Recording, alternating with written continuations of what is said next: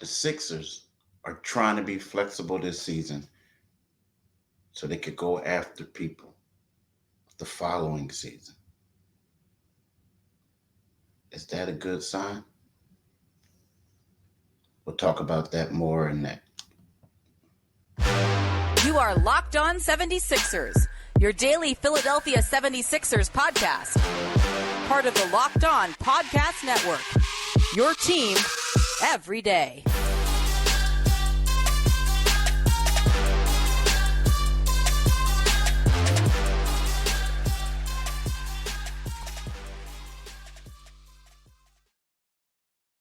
Thanks for making Locked On 76ers your first listen every day.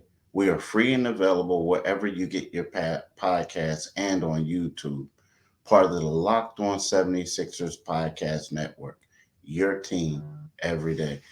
Hello, my name is Keith Pompey. I'm one of the co-hosts of Locked On 76ers. And, I've been doing a lot of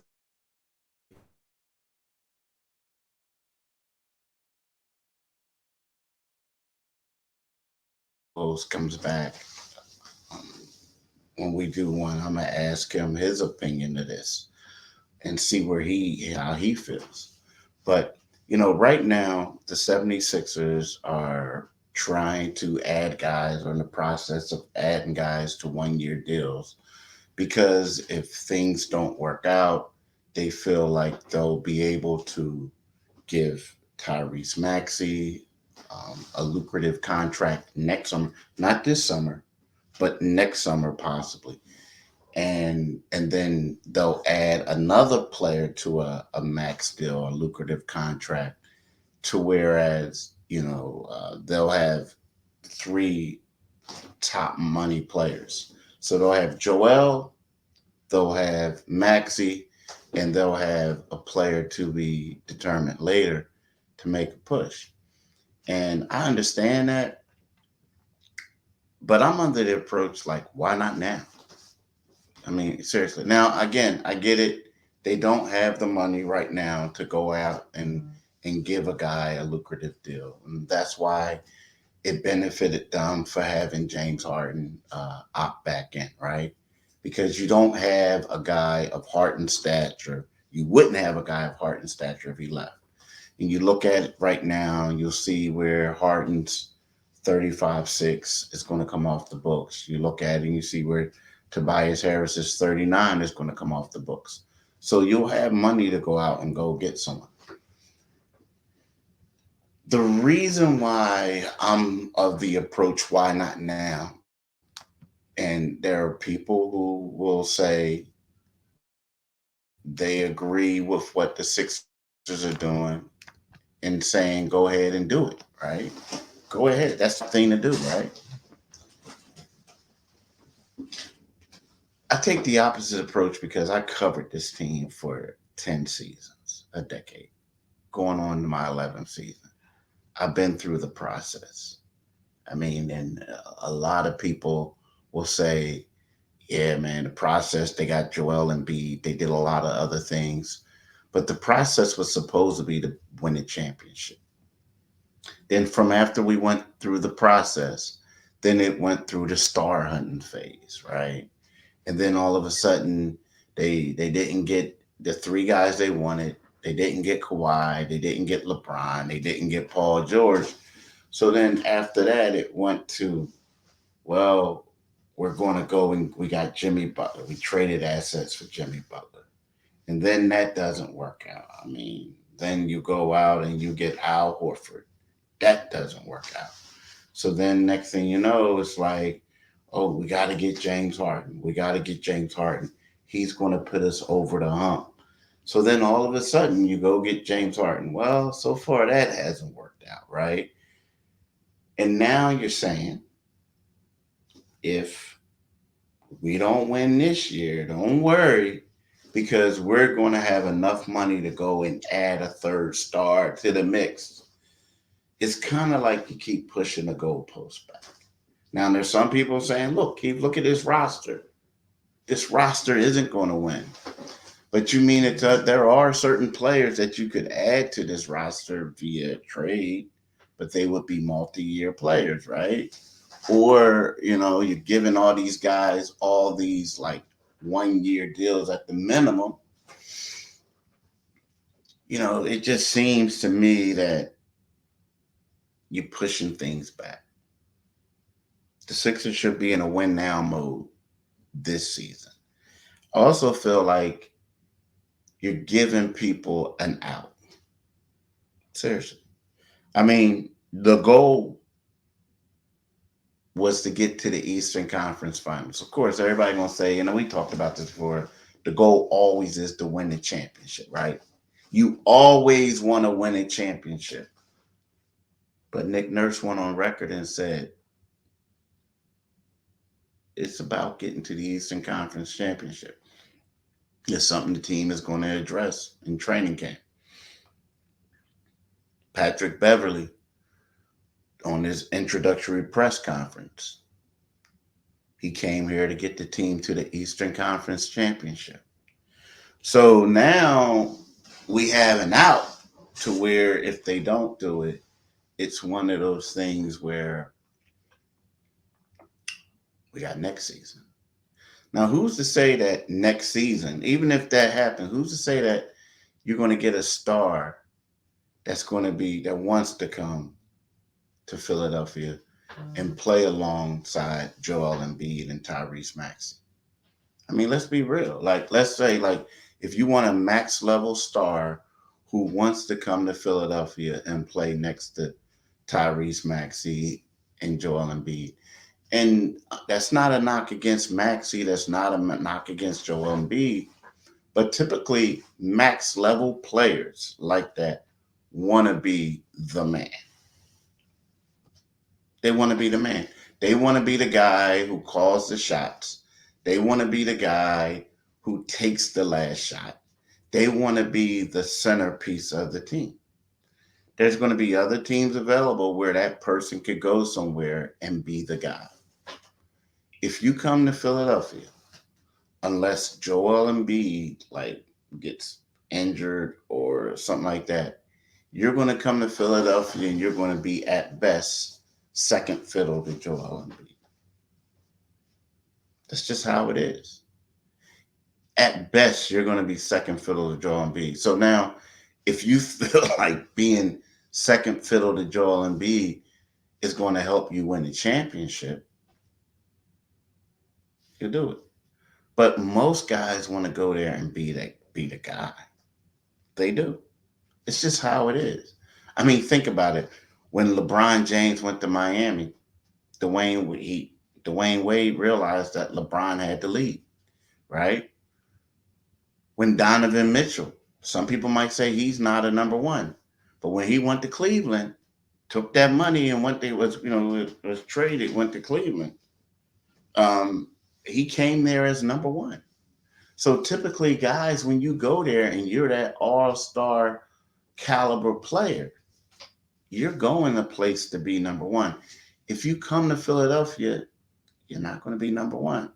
And then, there's other things that could happen that could impact that as well, and we'll talk about that right after this commercial break. Football season is about to kick off, and FanDuel is giving you the chance to win all season long. Because right now, when you bet on a Super Bowl winner, you can get bonus bets every time they win in the regular season. Just pick any team to win the Super Bowl, and you can get bonus bets for every victory. You can use your bonus bets on spreads, player props, over-unders, and more. So visit FanDuel.com/lockedon to start every bonus bet with America's #1 sportsbook. That's FanDuel.com/lockedon.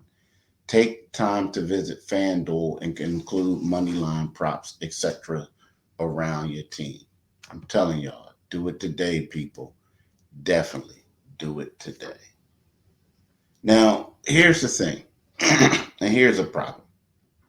So, another thing that, the future, I hate getting biblical on here, or I hate saying things, but I remember I would get up in the morning as a kid, and I still do.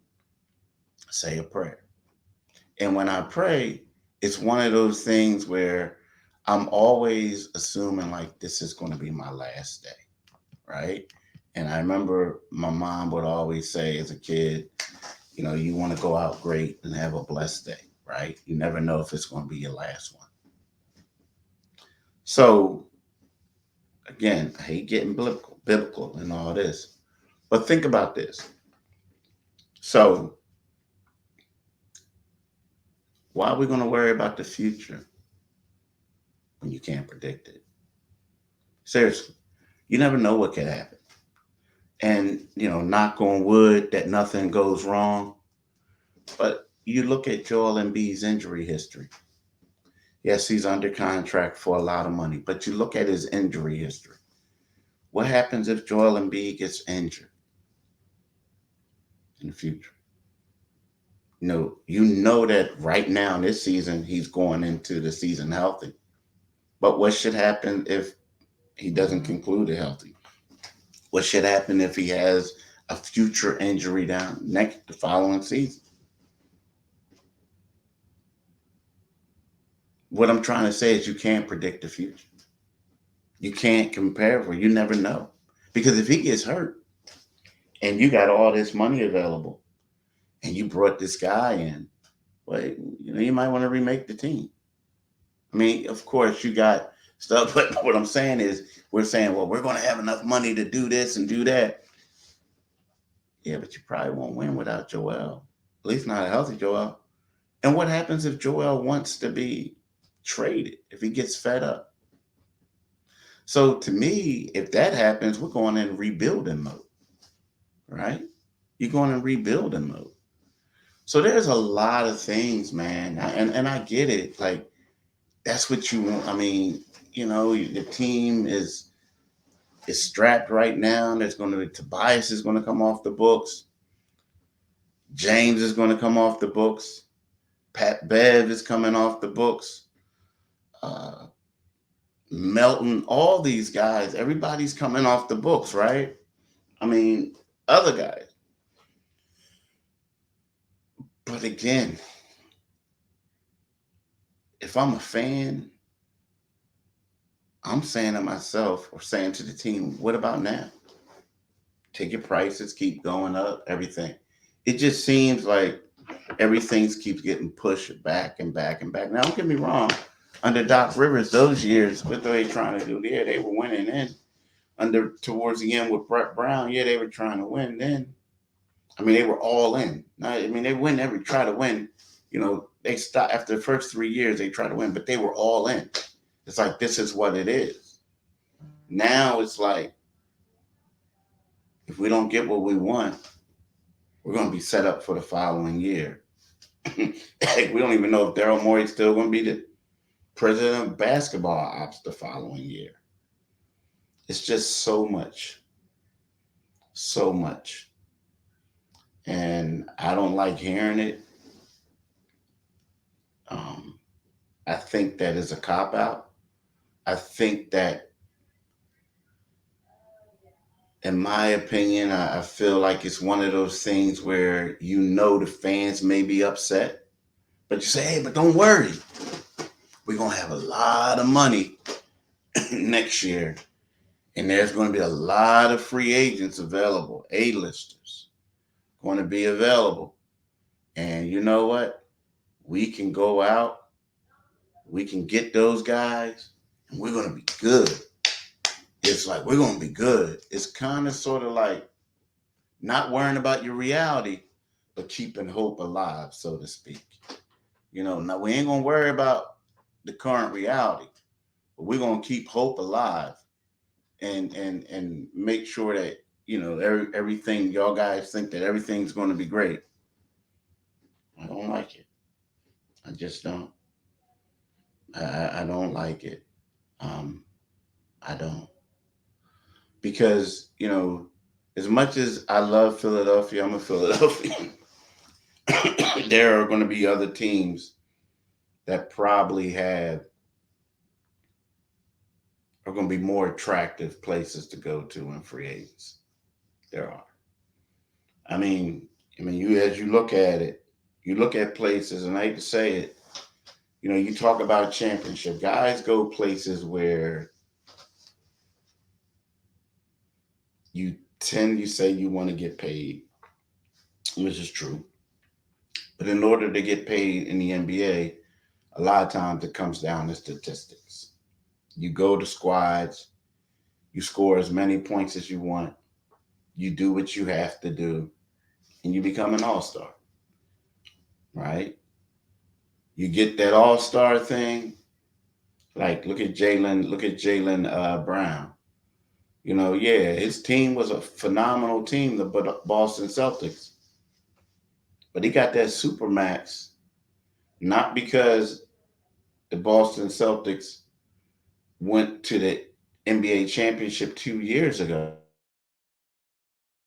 because they went to the Eastern Conference Finals this year. He went because he was voted an All NBA selection. And how does he get that? The numbers. Guys would rather go places to get paid and get the numbers as opposed to winning the championship. I hate to say it, a lot of guys will. All right, now I'm back, right? So look at this. So what do you do if you're the 76ers? Now, we talked about how guys would rather go places to get paid, where they're going to get paid.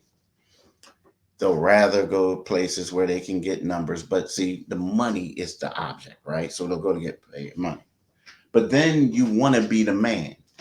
Well, you're not going to be the man in Philadelphia, and you're not going to get the numbers, most likely, right?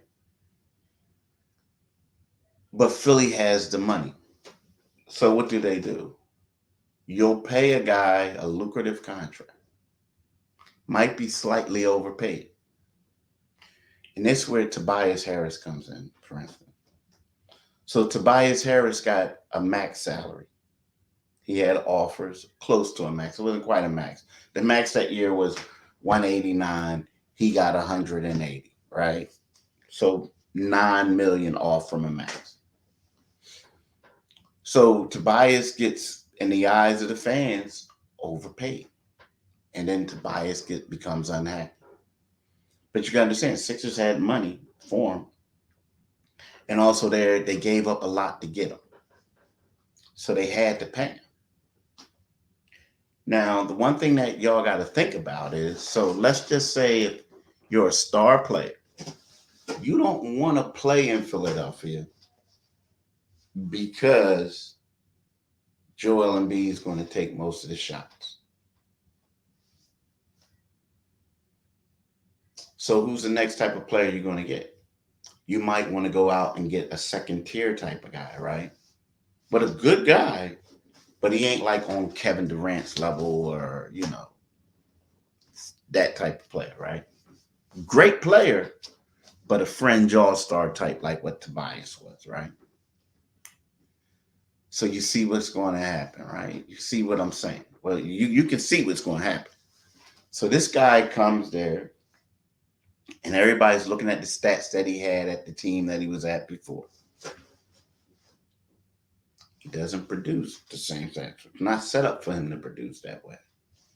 And he has a little bit of some deficiencies in this game. Great player, but he's not quite on Joel's level. Not an all-NBA type player.